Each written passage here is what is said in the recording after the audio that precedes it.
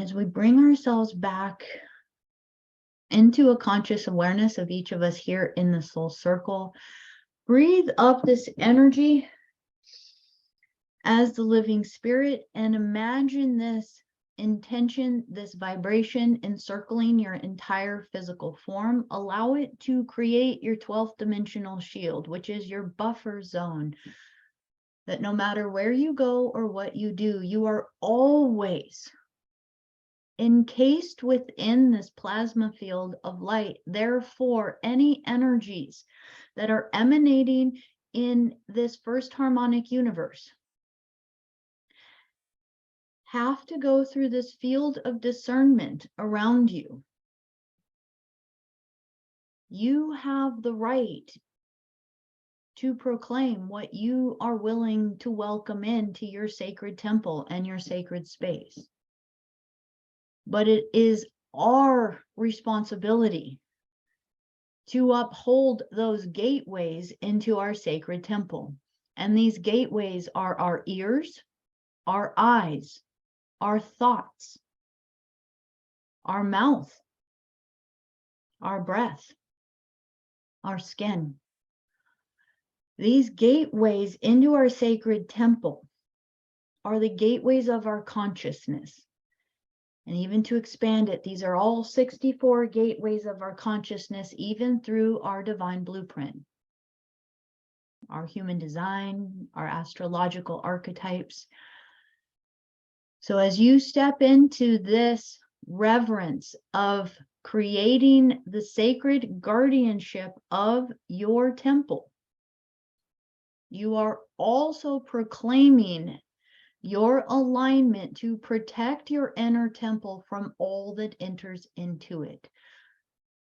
And in what ways are you willing to step up to that challenge of really, truly being the guardian of what can enter and what is not allowed in?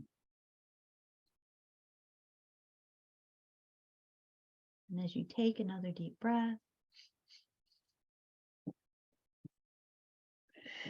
begin to feel all of us here in the soul circle all holding this level of ambassadorship and guardianship. As we slowly begin to bring our awareness back into connection here within these avatars of these bodies that we are today, so that all conscious conversation that we have today, we are going to all hold as temple guardians. And with that, we say thank you as we open the sacred circle. And so it is. Welcome, welcome, welcome.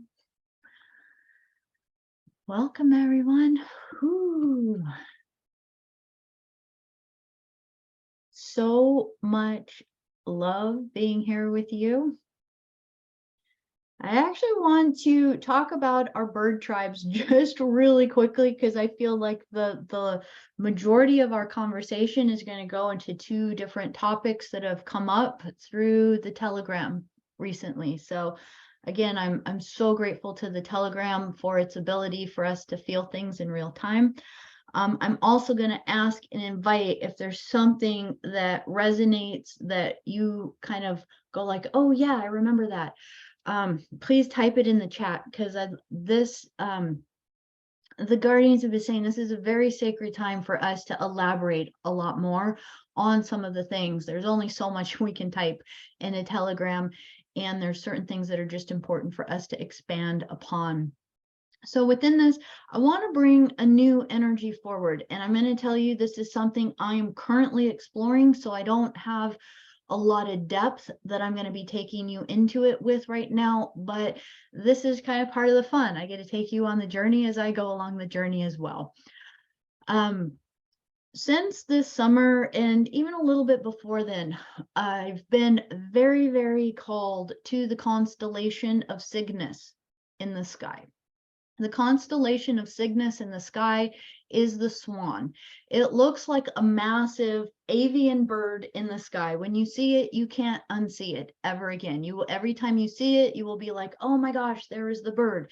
And it has a connection within the sky, so that if you start to be able to find where Orion is, and you start to know where the Sirius A star system is, because you also can't unsee that. It's shining so bright in the sky right now in the northern hemisphere. And within this, as we get to connect with these, you're going to have a trajectory where you'll easily start to find Cygnus in the sky. Cygnus holds something called the Northern Cross within it. It is connected to multiple other star systems, especially within Lyra. And also it holds something called the triangle that links to a horizon within a certain time of the year. So as we get to it more towards spring, towards summer, we'll have an ability to go a little bit deeper into this. So I just want to say it has great significance within history for us. And that as we've gotten to connect with this energy, I've gone a little bit further into it, and I've started to find a little bit more information about this starseed race line. This is another one of our bird tribes, our avian race lines. They're very connected to Lyra. They're very connected to our avian, our seraphim family lineage lines. They are going to be one of the guardian race lines that we have worked with that is closely related to the seeding of our angelic human form here on Earth. Now, they are not a particular star race that is at the forefront, which I find very interesting, because as I start to research history, Cygnus is actually one of the main markers for most of the megalithic stone places, temples, gateway alignments, and markers upon a lot of the ancient civilizations upon the planet. And within this, there is a great connection to the Cygnus star nation that we are going to start to find through the histories and the mythology of the swan, because it is connected to the swan. So just for fun, let's just even go ahead and start with Celtic or English mythologies with the lady, the swan, the lady of the lake, and the swan. All of the swan mythology. This is also most primarily, we're going to take it all the way back to the time of the Chaldeans and the Sabian genetic lines upon the planet. Now, the Sabians and the Chaldeans are very much a druidic line upon the planet. They are going to be very connected to Tepe, sorry. It's an interesting name to try to say. And as we start to get to understand this place, that this is going to start to connect to all of the different rituals later on in life through the timelines that were started to be manipulated into magic and rituals. So there's actually a lot of rituals that have to do with sacrificing the bird, this is going to be everything from doves. This is going to be dove mythology. This is going to be swan mythology, vulture within the Mayas, and also eagle. So all of these are going to tie into these avian lineage lines. And the reason why I want to start in Göbekli Tepe is because this is going to be one of the primary places where we're going to see some of our star keepers upon the planet who held the wisdom of the star nation. And one of the things, I don't have it right on the tip of my mind right now where this is, but there is a particular chamber that was discovered, that they discovered within it an energy from something called Cygnus X3. So if you ever look up Cygnus, the Cygnus star system, you're also going to see that there's a whole lot of energy around even a black hole energy, or a vortex of energy that is coming from Cygnus that is very much having an effect here on Earth, but that within there, that there is an ability to, for somehow in science, don't ask me how, that they have the ability to understand some of the frequencies and vibrations that are within the Cygnus star system. Now, the significance of this is that they've actually found a material within some of these chambers that holds within it pure vibrations from the Cygnus star system. And that as they've tapped into this energy, there is no explanation in science how it could have gotten here, because any travel through space would have created a distortion with it, kind of, it would have dissipated it as it would have furthered its reach towards this solar system. And so there is a significant starseed connection for us to have an awareness that this was brought here. And this is something that is specifically brought here from the Star Nation. So as we get to connect with this, my invitation as we talk about this is going to start to connect us to the Seraphim. Again, amplifying our conversation about this angelic or this winged serpentine race line of beings. And that is, we get to connect to the cosmic Mu, the motherland of Mu. We're also talking about the winged serpent, Quetzalcoatl. We're also going to now tie this into the Hopi. I want to just tie this into the Hopi Star Nation, although this is going to be many of the indigenous tribes, but specifically I want to highlight this race line of beings, guardian starseeds on Earth, because they hold a lot of the wisdom for us of the Kachinas. The Kachinas within the mountains that are many times depicted as winged beings. So these are going to be the star or the sky gods, or the ancestors and the creators. So as we get to kind of understand this, I want to take us just lightly into another level today, that as we meditate on these, a lot of times we're talking about winged serpents, avian race lines, we're talking about seraphim, angelic lineage lines, sky gods, creators, and these energies that have been influencing us, who we have modeled our initiations, our practices, our planting ceremonies, our every kind of ceremony you can think of, has been morphed around the teachings of all of these star or sky nations. And now we're going to take it one more level, in which was coming through in a meditation. And honestly, I had the ability to do an incredible journey into someone's Akashic record that was able to bring back some of this, more of this storyline. And that is that in the beginning of kind of Earth's seeding,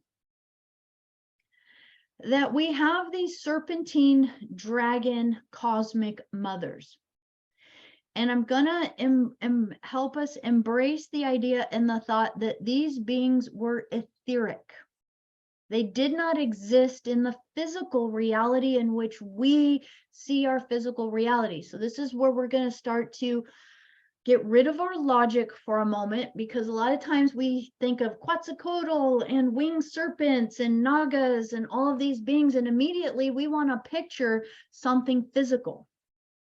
But when we are connected to the Namalu'u, and I'm going to spell that out. I'm actually remembering there was a question for how to spell Namalu'u. I'm gonna type it over here, actually.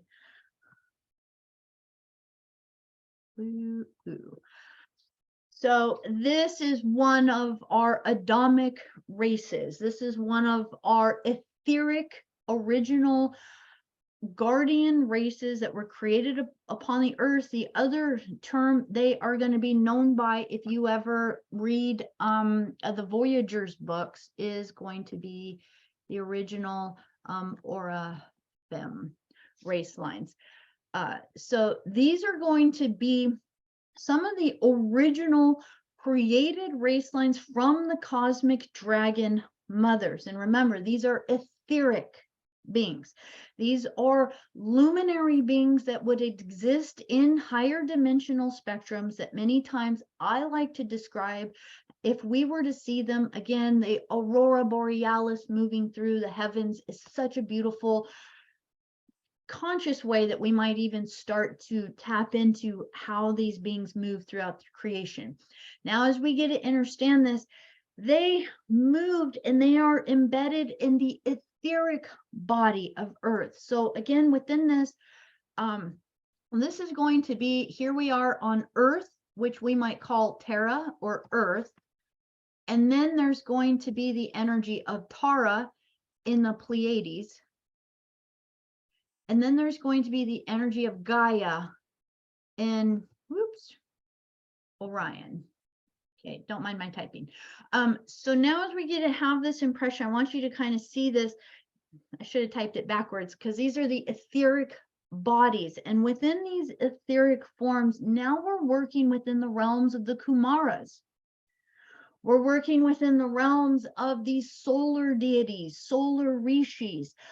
This is going to be, even if you read like Hindu types of storylines, you're going to hear about the 7 higher heavens and these etheric realms, where the God realms and the God worlds and so on, that are these light realms that manifest from pure imagination and thought, right?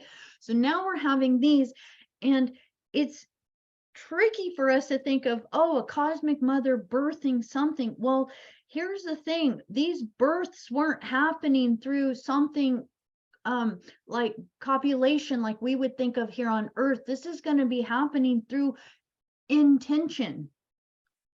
Her conscious intention and imagination of birthing through imagination a new race line, right? And so these would have been etheric dragon creatrix, let's just call them daughters right now, the daughters of the cosmic mother birthing through. But these cosmic daughters would have had all of mother's gifts and capabilities. Now within this, these are beings that are working through the light field. So now we're going to have a little bit better visual of these cosmic dragon ley lines on the earth body energy lines that are moving through the body of the earth. And as time progressed, these beings again are going to be a lot like the Namalu'u, but they're slightly the same, but I do energetically feel they're different creations, similar purposes. Both are guardian races. The cosmic mothers and the serpentine energies are going to be more planetary based. The Namalu had the ability to move like messengers through, imagine again, just this visual again, the 7 heavens. If you ever see those, the pictures, I think they call them the lokas, but the 7 layers of the heavens. And as they move up, you can imagine that they have the ability to go bloop, bloop, bloop, bloop, bloop, and then bring messages and information back down, up and down, up and down, up and down. This would have all been when Earth was Tara, the higher dimensional, vibrational Earth. And so it wasn't until these cosmic wars were starting to happen, and here's something new that's kind of really starting to give us an embedment, is that there are different cosmic mothers throughout creation. And one of the primary cosmic mothers, there's one that we know of as Tiamat or Tiamata. Okay. And she is a beautiful dragon mother, and she is we are part of her body. This solar system is her. It is her body. And so she is one of the dragons of creations within, say, the galaxies and within the universes of creation. And as the wars progressed through the Pleiades, this is where we start to hear that Gnostic story of the destruction, where they attacked Tiamat or Tiamata. And that when she was destroyed, this is a cosmic battle. This is lightning would be like a sneeze compared to some of this stuff. It's massive. So now we're thinking of cosmic, massive nebula like stuff, full solar system type battles that are happening that have destroyed the body of Mother. And as her body was destroyed, the level of consciousness dropped. And this is again now where we start to see this destruction of where we are in this solar system, coming into this history of the solar system. Now, as we come into this creation, this is where we're gonna start to come into the theory, the thought, and the memories that are coming back for a lot of us. That is a little tricky, but we're coming back into and going like, oh, wait a minute. Not all reptilians are bad. And realizing that it is true. The reptilians were here first because we are part of the mother's body, this dragon body, these beautiful serpentine lineage lines. Humans were not the first species. They were later seeded here. And as the progression through the Orion and Sirian, so we're going to talk about through the progression of some of the Anunnaki family lines that we're working through the royal families of Orion and through the royal families through hybridization with Sirian genetics. We come to even self-serving Sirian Anunnaki forces who through these different battles were moving in through ships into the solar system and beginning to vie for this system. But this system was already pre-inhabited. So through this pre-inhabited place, we actually had really benevolent race lines of beings who then had to go into hiding into the inner earth systems to survive. So this is also going to be part of the pain of the history of the bastardization of the divine feminine, having to go into hiding, or else it was going to be captured. Many of these female forms, because there were different ones that started to get genetically created into these gardens or Edens upon the earth. And within these, like the story of Lilith, these divine beings had to go into hiding into the earth to protect themselves. So now, as we can imagine, in the original time of the land of Mu, we're actually talking about etheric times, and that as time progressed, these beings gave birth to race lines. And originally, these race lines were birthed in the Pleiades. The original Lemuria Atlantean timelines were in the Pleiades star system, but through the fall, became part of the Earth. Now, through this energy, we can imagine that from the Mu energy comes the Lemurian, and then this energy split. And so Lemuria and Atlantis in origin were all the same, but kind of split off, right? And became two. One more the right hand brain, if you will, and one more the left hand. So one followed more the heart, one started to play a little bit more with the logic, the polarity there within it. Now, as we get to understand this, we also get to understand that through the sacred serpentine, that the cosmic mother holds the winged. She holds all the forms within her. So the seraphim are also part of her body. The seraphim are very closely related. Avians and the snake lineage are of the same genetics. The feathers are just a different variation of the scales. This is where we get to kind of start to see this energy. And so within this, the original beings were very much winged like Quetzalcoatl. And I'm going to see if I actually, did I bring, I'm going to see if I have something I can share with you guys. I didn't have a lot of time to pull any stuff up, but let me see if I can. So, and just as kind of as I continue this, that now we get to kind of have an understanding of this vibration of energy is working more through the etheric realm. They're also starting to step down into physical form. And as they're starting to step down into physical form, this is going to be the time of the Mesoamericas, the Maya times. This is already going to be the time where invasion forces have been coming in and working upon the earth. And now we're starting to have an awareness of a lot of the star nations of which these are offspring of these sacred lineage lines. So Elohim, Seraphim, Oraphim, these are all offshoots of these divine cosmic mothers. And as we imagine beginning to incarnate in through them, these bird lineages, more the avian, the blue avian, we're going to have the beings from Altair, the beings from Cygnus.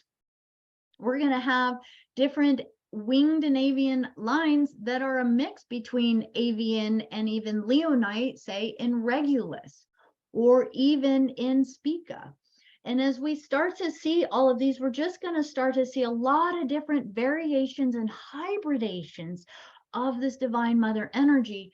And this is also going to take us to now, how did this start to get in with a lot of the ancestors? Don't mind the words that are on here. I just tried to grab some pictures.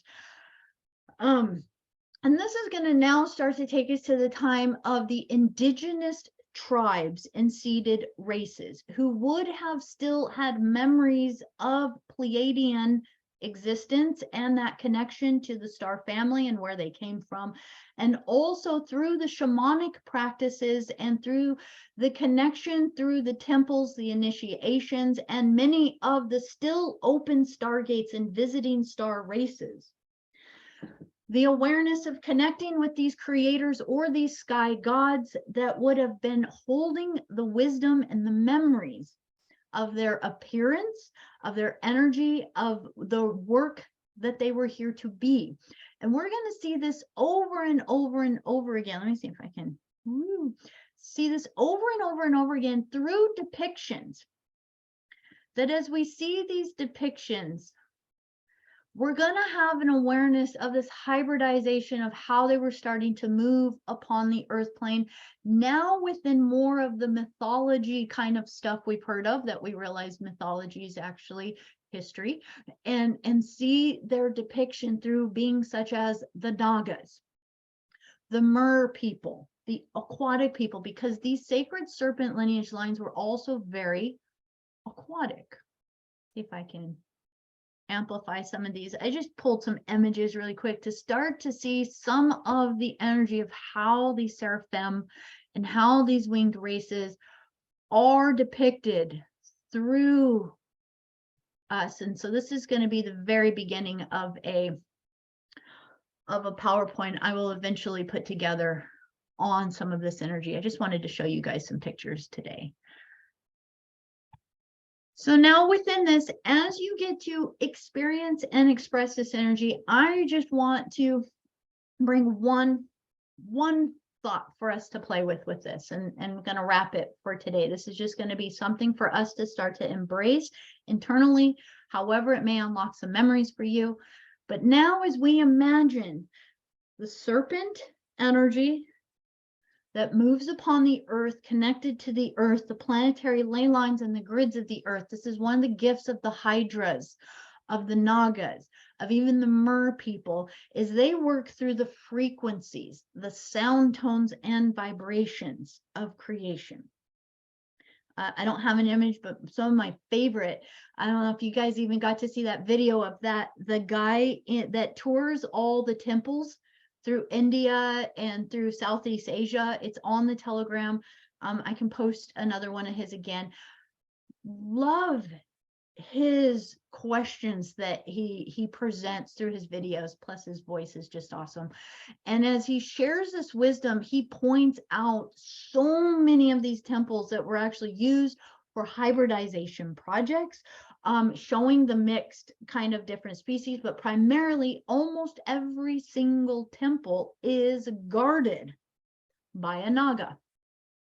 And we're going to see this through the Mesoamericas, through the Maya, through all the Inca temples, the Mayan temples, through all the way up, even into the Americas, as we even understand, say, serpent mound and moving energy up even further all the way up, that we're going to see this through all the grids of the earth plane. And now the serpent, great. So how do we embrace and work with this energy? Because as a divine feminine energy that we all hold, male or female bodies, it doesn't matter. It's in us. We hold the sacred energy of the Kundalini that moves through us. And when we acknowledge it as the place in which we are heart to heart, belly to belly with the mother, this is going to expand if you are drawn to work with the Hathors. One of the initiation practices that was done through the rites of these temples was that you would go out and you would lay upon the earth. You would go lay on the ground, belly down, heart to the earth. And your moment in that initiation was to completely surrender, to be one with the heart of the earth, and to fully and completely allow yourself to get in sync, to hear her, feel her, know her, be her, match her, resonate with her. And now as you connect with that energy, think of what a beautiful practice that would be for us to reinstate again in those beautiful springtime, summertime, fall days, to go feel the different energies during the different star cycles, to lay upon the earth with our heart to the earth, to hear her wisdom, to know her wisdom, to connect again to this divine rose and serpentine energy. Let your blood match her blood.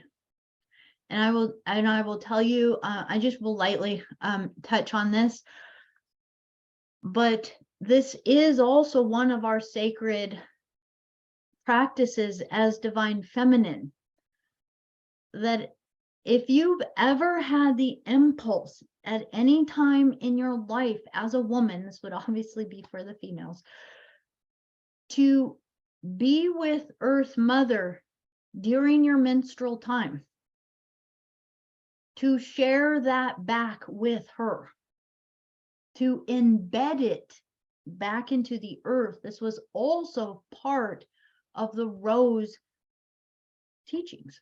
This was part of how we were connected to the earth, because it is through our blood that the embedded star fire exists within us.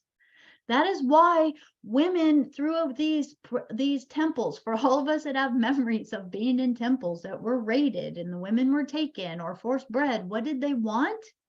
They wanted the sacred fluids. The sacred fluids were the energy for these Anunnaki Syrian lines. And these Luciferian beings, really, a lot of these who did not have the access to the star fire within themselves, so they couldn't match this system. They couldn't match this solar system. So their bodies were out of their element, and their immortality or their eternal nature was deteriorating. They could not create longevity of life here. So they sought after the star fire that came from the sacred rose, from the women. And within this, it held the star fire. It held the secrets of longevity, the sacred energy. But within this, part of this energy was that as women, and this is through many of the tribal energies too, is that we would know what ley lines we were connected to. And so we would embed the star fire to help amplify the ley lines upon the earth. And this is why you'll hear many different tribes, especially the Aboriginals, who tell us that we have forgotten our song, that we are meant to sing to the earth. And that because we wander, we don't actually know where we're connected or who we're connected to. So therefore, we are not being responsible and maintaining the heart song of the planet. You know, and this was part of like guardianship roles of a lot of these tribes. A lot of these indigenous seated race lines were to hold guardianship of particular dragon ley lines upon the earth. And part of these initiation high practices, which you can even feel within our psyche today, is kind of like, ooh, that sounds taboo. That sounds kind of weird, or maybe that sounds gross, or something like that, right? We haven't learned how to honor it because there's been so much patriarchy through the years, through the millennia, trying to cut us off from these sacred practices, that even to come back into them feels kind of like, oh my gosh, can you talk about that out loud? Can you say it to anybody? And yes, let's start talking about it again. Let's start remembering this and the sacred energy that we are, and that whatever way we know our blood is sacred. That's why, what do they activate in all these negative rituals or satanic rituals? What are they always pulling on? Why? Because it has the embedded star fire within it. So men, you also hold this energy within you, because you are also just as much masculine, feminine. We are all both Hieros Gamos within. So whatever body we hold, it doesn't matter. It's just how you're going to share that fluid is going to be a little bit different. But you also have the star fire within you to share with embedment within the earth, where you are activating the sacred serpentine lineage lines. Now, as we bring this, so why the bird tribes? Why so much about the honor of all of this? Why? Because the serpent represents that which is connected to the earth, and the bird is the same being, but in the sky. It is the same energy of the cosmic mother, but as above, so below. One has the inner feel of her heartbeat. The other has the outer perspective, the bird's eye view, the guardianship role. And so therefore, every time I ever see those images where they try to make flags where the eagle is fighting the snake, I'm always like, yeah, you guys are trying to like depict something that is literally trying to tear two parts of us apart. And so now I just invite you to remember that this is going to be, again, very much the messenger, the moving through the dimensions. When we move through the initiations and move through our cosmic consciousness, the bird tribes lead us. We move through the cosmic serpentine, but through the wings, we fly, right? And now we fly out of our consciousness. And this is what a lot of, even through the sacred plant medicines, if people are drawn to that type of thing, through the DMT breathing, you don't need to actually take plant medicine to activate DMT within your body. And as you activate it within your body, what does it do? Opens up your pineal gland, which is your stargate, your portal of your third eye to your star fire. And as you activate that, you begin to travel through the cosmos, through the dimensions, through the layers of creation. And even in those experiences, those are practice. That's like training wheels for where are you going to go when you die? When you leave your body, where are you going? Part of this understanding was that we used to spend our entire life practicing moving through the stargates, knowing where we were traveling, not getting distracted through these semi-bardo realms or astral realms or lower heavens, if you will. And as you start to kind of work with this energy, now you're starting to get to have that perception of moving through these realms, these shamanic realms, these dream realms. And as you move through them, that you get to take your star fire, your serpentine light, and fly with it through your consciousness. So, wow. I love you guys. Thank you so much for sharing this sacred journey. I would not do it now unless you were very brave, because it's icy outside, but I say let us hold in our heart the idea of holding our heart, our belly to the earth. And that within this, the other thing that they are sharing is to also embrace, as the eagle flies, the eagle symbolizes the connection to the sun. So our Kumara dragons, if you will. And to also, as much as we embed with that energy of the earth, to spend time sitting with your face towards the sun. Let the rays of the solar rishi speak to you. And with that, so much love. Have a beautiful rest of your Sunday. I love you.